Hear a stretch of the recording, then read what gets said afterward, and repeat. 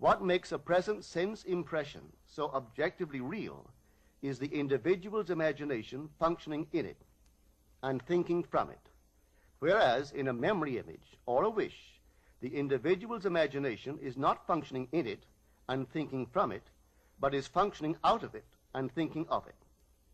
If the individual would enter into the image in his imagination as the design on the cover of this record suggests, then would he know what it is to be creatively transformative.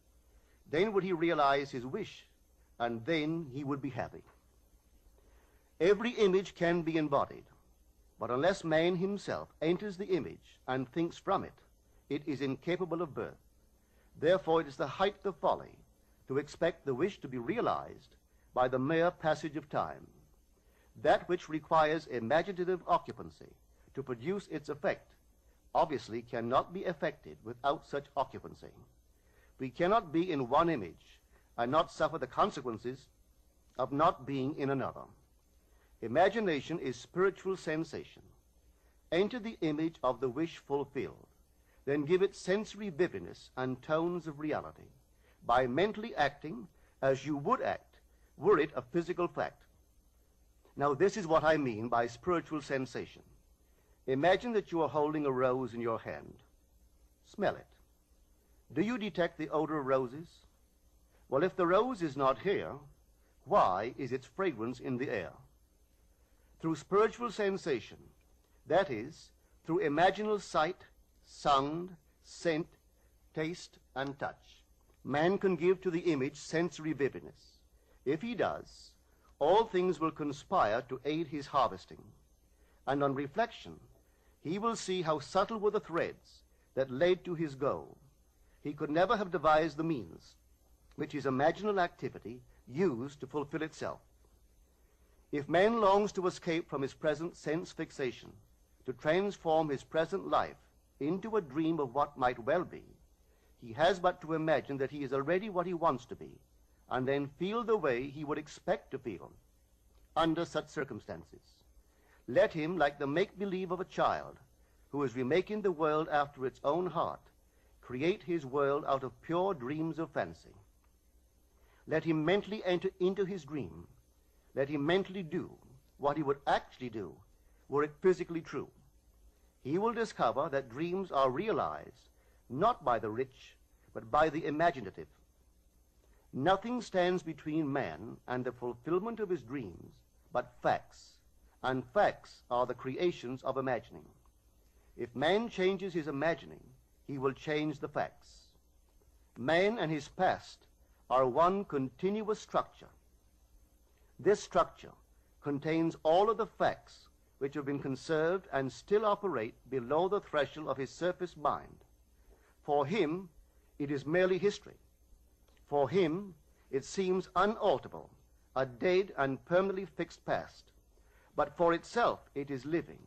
It is part of the living age.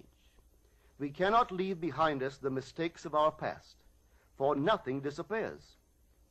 Everything that has been is still in existence. The past still exists, and it gives and still gives its results. Man must go back in memory, seek for and destroy the causes of evil, however far back they lie.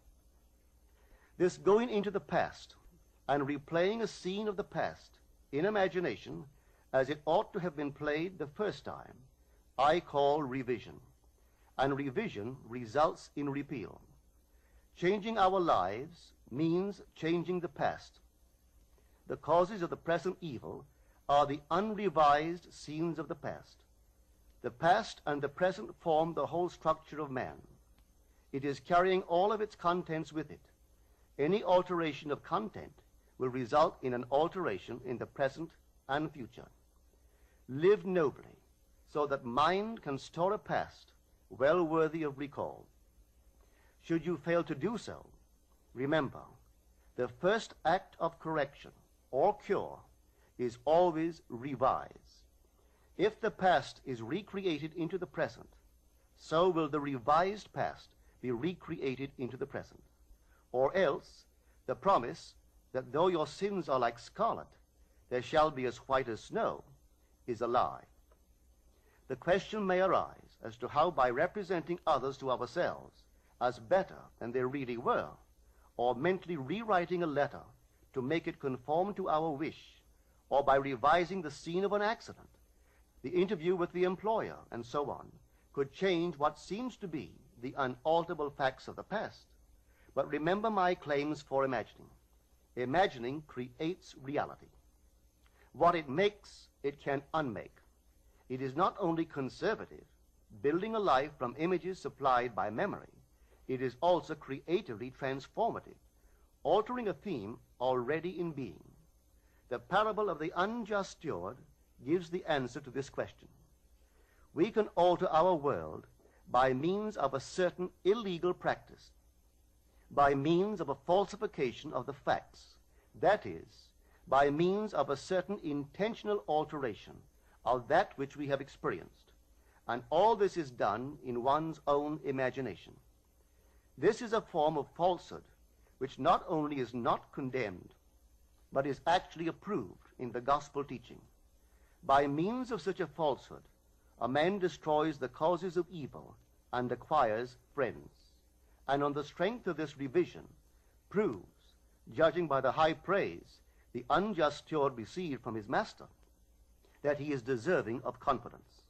Because imagining creates reality, we can carry revision to the extreme and revise a scene that would be otherwise unforgivable. We learn to distinguish between man, who is all imagination, from those states into which he may enter. An unjust steward, looking at another's distress, would represent the other to himself as he ought to be seen. Were he himself in need, he would, like the man on the cover of this record, enter his dream house in his imagination and imagine what he would see and how things would seem and how people would act after these things should be. Then in this state he would fall asleep, feeling the way he would expect to feel under such circumstances. Would that all the Lord's people were unjust stewards, mentally falsifying the facts of life to deliver individuals forevermore. For the imaginal change goes forward until at length the altered pattern is realized on the heights of attainment. Our future is our imaginal activity in its creative march. Imagine better than the best you know.